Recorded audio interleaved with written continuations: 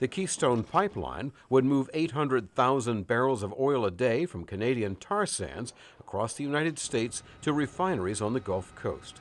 Advocates say the pipeline would boost the U.S. economy and create 42,000 jobs during the two-year construction process. The head of the American Petroleum Institute, Jack Gerard, is disappointed that President Obama has said he'll not approve the Keystone bill if it passes Congress.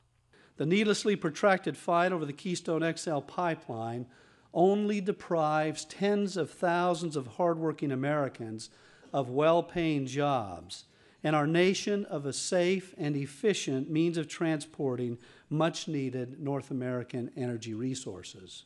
At a December news conference, President Obama said he doubts Keystone would produce anywhere near the number of jobs promised and do little to boost the economy. I think that there's been this tendency to really hype this thing as some magic formula and to what ails the U.S. economy, and it's hard to see on paper where exactly they're getting that information from. Critics say tar sand petroleum causes more environmental damage than other kinds of oil and say it should be left in the ground. Tyson Slocum speaks for Public Citizen.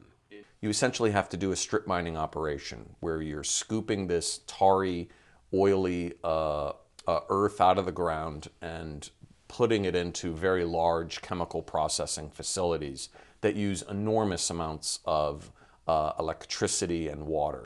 The new Republican majority in the Senate put approving the Keystone pipeline on its agenda on the first day of the new session. Keystone supporter Senator John Hoeven introduced a bill to approve the project and vowed quick action on the measure. It's about growing our economy. It's about national security. It really is about building that infrastructure that we need, pipelines, roads, rail, transmission. We don't want your tar sands oil! Keystone has been the target of many protests and skepticism by the president, but now seems to be moving forward in the Congress. But its fate may ultimately hinge on the falling price of oil, which might eventually make the relatively expensive tar sands products unprofitable. Jim Randle, VOA News, Washington.